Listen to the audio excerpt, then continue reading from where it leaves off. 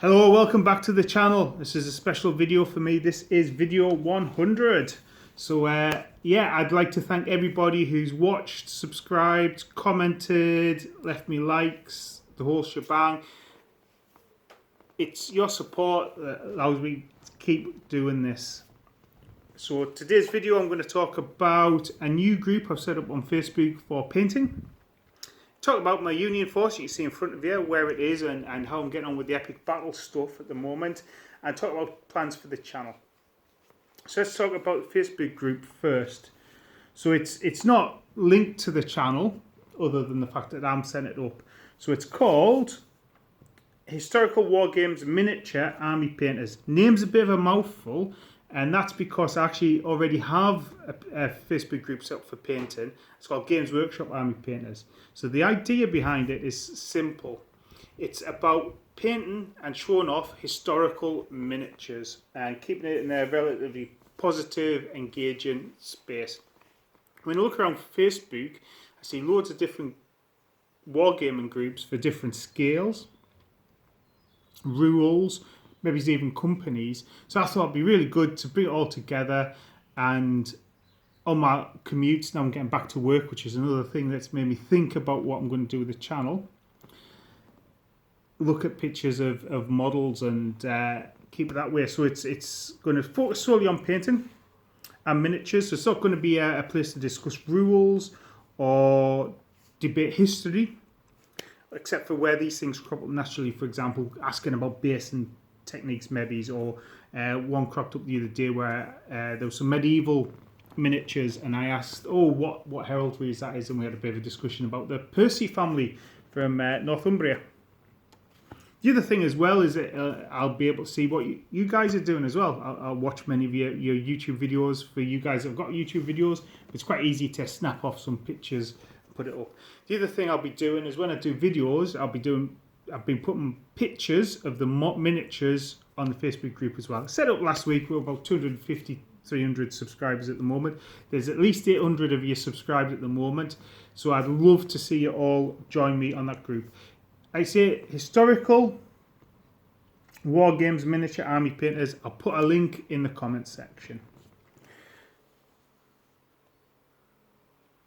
So yeah, and actually, why keep it to historical miniatures? Like I said, Games Workshop Army Painters have got 46,000 members right now.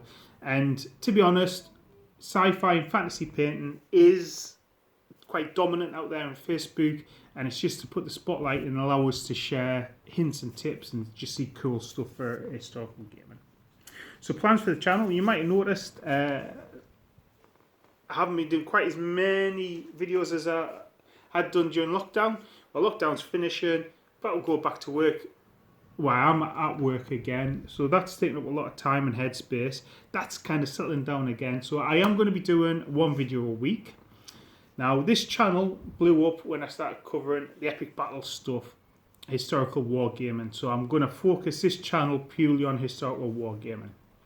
Now, you might have seen in the past I've had a slightly scattershot approach to what hobby stuff is interested in me, and I've done videos on, from role-playing, card games, general history chats, and we're actually going to set up another YouTube sister channel to this and put all that stuff on here and keep this focused on mainly historical gaming. So you'll see at least one video a week dedicated to historical miniature content on this channel. And actually, the other channels, I've had an idea circling around my head, which I've called History for the Common Man. So when the pubs start opening, the plan is to get military enthusiasts, I'm based in Glasgow, to meet up maybe once a month in a pub function room, and guest speakers, which include members of the public who are knowledgeable on subjects, and a lot of us wargamers are knowledgeable on military history. Just to do a 15-minute presentation, talk about a battle, have a bit of a chat and question session about it. So figure pub function room, some beers, some chat, 3 of those sessions a night, plus some general military catch-up would be a really interesting way to spend an evening. So see how that goes. But why I mention it is I'll be able to record those and put them on the other channel as well. And certainly I'll be doing a few of those, so I'll be practicing and putting those on the channel as well. So anyways, on to the miniatures. So you see here, my Union Army so far. and it's a mix of Callistra and the Warlord Games miniatures. No surprise there, as you've seen the rest of the channel. Now, my Confederate army, most of the extra units, well, in fact, all the infantry will basically be Warlord infantry, apart from some skirmishers and maybe some extra command front lines. And the reason for this was I already had a Callistra army, so I've rebased that, most of that. I still have, if I slide it in, you can see some infantry there, which will form some skirmishers and command elements and stuff to paint up. So yeah, the Confederate army will mainly be Warlord infantry with extra Callistra artillery and cavalry and stuff as well. So what I'm aiming for is to be able to do the Black Powder 2 Battle of Antietam, which means I'll need 18 regular infantry units, 8 small, 7 batteries of artillery, and 2 cavalry. So none of the models in the front rank you won't have seen before from, they're the ones I used in the painting thing. They're not glued down to the base. I pick them up straight away, don't I? Oh, schoolboy error. So there you go. So that's a unit where I showed the cut down kepis first. And regular guys with hats. And actually from a distance we're looking at, especially when the hats are black, you can't really see that much difference. So yeah, some of the Callistra units I'd like to show off is, so these fellas here are regular infantry, but I've painted the trousers and hats red. They're to represent Fire Zouaves. So the Fire Zouaves, first Bull Run from New York, and they were the Fire Brigade formed regiments, and that's how they went to battle. Obviously the grander uniforms seen, say, at the first Bull Run basically became the utilitarian blue and grey / butternut that we know. These are the Warlord Callistra Zouaves. My birthday's coming up, and I will be getting myself a box of Warlord Zouaves. I do have a soft spot for Zouaves. Franco-Prussian War is on my horizons, maybe, for once I've finished my American Civil War stuff. So with that Zouave uniform. So what I'll do with the Warlord box is 2 units will be Union Zouaves, and I'll do a unit for the Confederate Zouaves. The other thing I've done is these fellas here. I mentioned this before. Green trousers. So there'll be Irish regiments, maybe Scots as well. Now I had used just a generic green flag for what I've got 2 units with the green trousers. A generic green flag from American War of Independence. I'll be swapping that for one of the more Irish flags from the flag sheets. Back rank. These fellas here are the Callistra Iron Brigade. And you don't get Iron Brigade command that I'm aware of. So what I've done there is taken one of the mounted officers with a hat on, but I've still got a kepi, drummers and flags there. But again, at this scale and this distance, it doesn't prove too much of an issue. And if it really did bother you, with this officer here, I did a head swap, put a bit of green stuff around for his beard. He looks a bit ZZ Top with a big beard, but it doesn't work too bad. The other thing that using the Callistra miniatures can do is regiments with more of a firing line. These casualty figure there.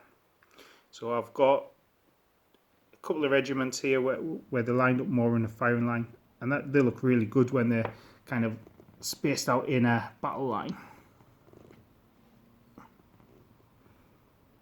There you go, you see more of the loading and the firing.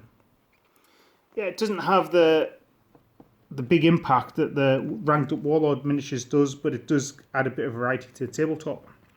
Now artillery, all my artillery is going to get rebased, so the reason for that is the Warlord Artillery bases, I think they're like 42mm deep.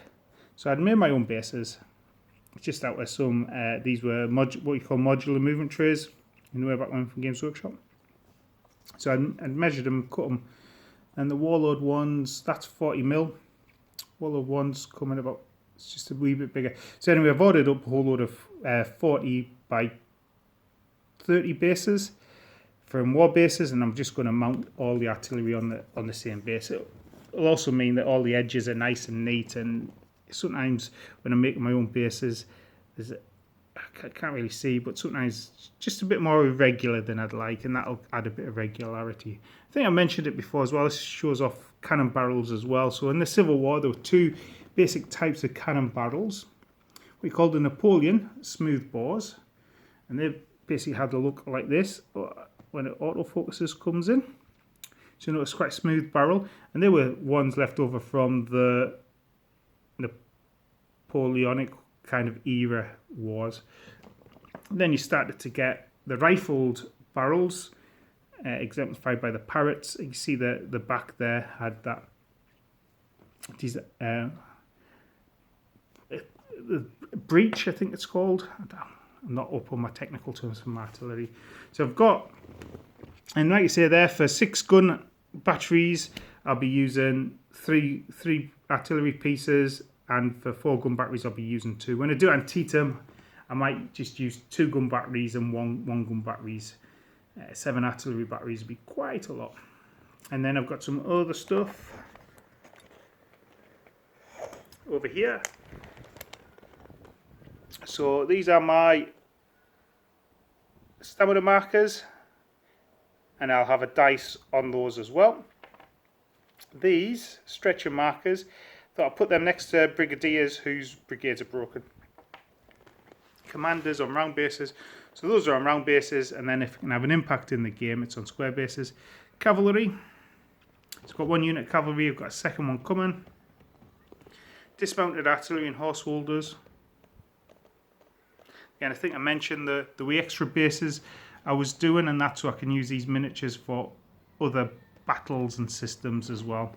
So you look at these here, I found there's a natural cut-off point between 6 there, which I found quite easy to do and cut. So, and actually 6 fit quite nicely on that back rank at 30. So I'll be doing those as well for each one of the units. And there's one of the war bases, 30 by 20 bases there. Cavalry. This is Callistra Cavalry. I'll be replacing the banner for more of a cavalry one, and the officer has got red cap. That should be yellow. So in the Civil War, a couple of things to do for touching up is the Union for infantry. Their branch colour was light blue. So for example, this officer here has got a red on his kepi. That will be replaced. That will be touched up. It should be light blue and light blue facings. Artillery was red, so any extra facing colours for artillery would be red, and cavalry would be yellow. So obviously, the red, when it focuses the red there, I'll replace that with a yellow colour. So for my brigade commanders, for example, which I'd already thought about,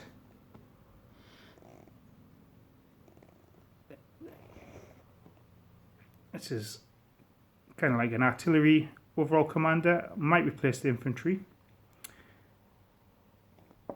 but this definitely the cavalry brigade commander with the yellow facings. I do like red as a facing colour with blue as well. It just brings out a lot of stuff, so who knows, I might not change the red for the general officers. But anyway, that's where we are. So that's my plans for the channel. Keeping it focused on historical gaming. You know, it's really blown up this year with my historical gaming content, so give the punters what they want, as a famous person once said. Then if I do other stuff, I'll create a sister channel to keep other stuff for. I do a lot of role-playing, so I quite enjoy doing my videos for role-playing.